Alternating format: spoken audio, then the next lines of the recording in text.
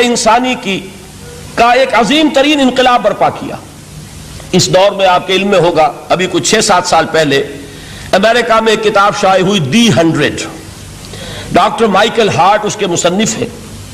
مشاہیر عالم کے موضوع پر اس سے پہلے بھی دنیا میں بہت کتابیں لکھی گئیں، بڑے انسان، بڑی شخصیتیں، ان کے چھوٹے چھوٹے لائف سکیچ، لیکن یہ کتاب اس اعتبار سے بڑی یونیک ہے، منفرد ہے کہ انہوں نے 100 افراد کا انتخاب کیا، پوری انسانی تاریخ کی عظیم ترین 100 شخصیتیں، پھر ان میں گریڈیشن کی، ان میں ایک درجہ بندی قائم کی۔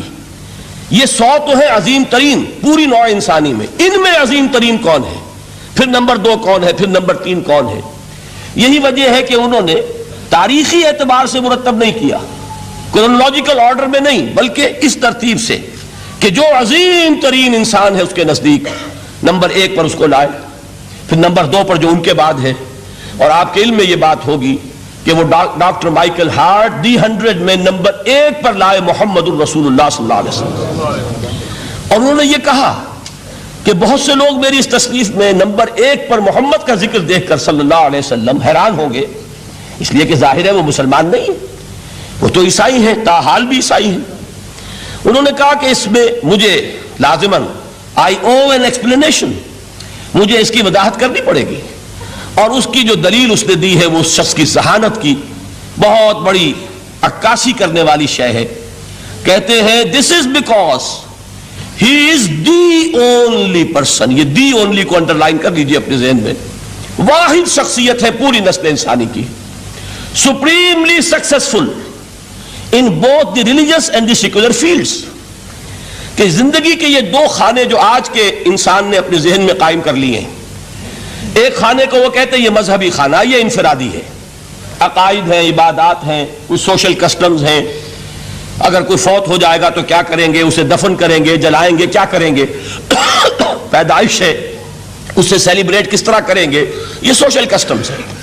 تو دنیا میں یہ مانا جاتا ہے کہ یہ تو ہے ریلیجس اور پرائیویٹ افیئر ہے زندگی کا، اور ایک ہے سیاست، معیشت، تمدن، قانون، عدالت، سیاسی نظام، معاشی نظام وغیرہ، یہ سیکولر فیلڈ ہے، اس میں کسی مذہب کی بات نہیں ہونی چاہیے، بلکہ یہ کہ جو بھی کسی ملک کے رہنے والوں کی اکثریت کی رائے ہو اس کے مطابق کام چلنا چاہیے۔ یہ ان کا ذہن ہے، ہمارا نہیں، معاذ اللہ۔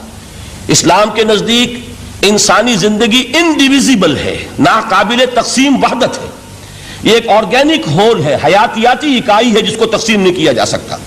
لیکن جدید ذہن کا تصور یہی ہے۔ اس تصور کے پس منظر میں دیکھیے کہ جو سب سے بڑی تحسین ہو سکتی تھی اور جو سب سے زیادہ ٹریبیوٹ پیش کرنے کا انداز ہو سکتا تھا وہ شخص نے پیش کر دیا حضور کو، کہ دونوں میدانوں میں بیک وقت انتہائی کامیاب انسان پوری تاریخ میں صرف ایک ہے، اور وہ محمد ہے صلی اللہ علیہ وسلم۔ اس لیے کہ جتنی بڑی شخصیتیں اور نظر آتی ہیں وہ یک رخی ہے، یا ادھر عظیم ہے یا ادھر عظیم ہے۔ جو ادھر عظمت کی حامل ہے دین میں، مذہب میں، اخلاق میں، روحانیت میں، جیسے حضرت مسیح خود یا گوتم بدھ، ان کا سیاست میں اس میں کوئی دخل نہیں، کوئی انقلاب برپا نہیں کیا، کوئی نئی حکومت قائم نہیں کی، تو وہاں انہیں 0 دینا پڑتا ہے۔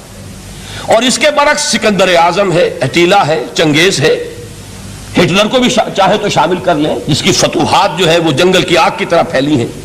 کوئی مشرق سے مغرب تک پہنچ گیا، کوئی مغرب سے مشرق تک چلا آیا۔ ہٹلر کہاں آپ کو سکندر اعظم کہاں سے چلا، مقدونیہ سے اور دریائے بیاس تک پہنچا ہے، اور ادھر سے چنگیز ادھر سے گیا وہاں تک پہنچا ہے۔ اٹیلا جو ہے سینٹرل ایشیا سے اور یورپ کے میدانوں تک پہنچا ہے۔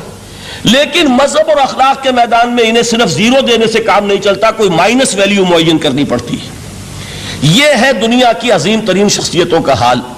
ایک شخصیت ایسی ہے محمد کی صلی اللہ علیہ وسلم کہ ان کے بارے میں یہ کہنا مشکل ہو جائے گا کہ ان کی زیادہ عظمت جو ہے وہ مذہبی میدان میں ہے یا زیادہ عظمت جو ہے وہ سیاسی اور ملکی میدان میں ہے۔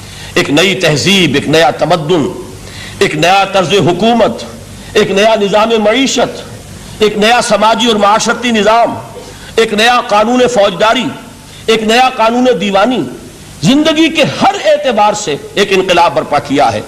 یہ ہے محمد الرسول اللہ کا وہ کارنامہ جس کو کہ غیر مسلم بھی تسلیم کرنے پر مجبور ہے۔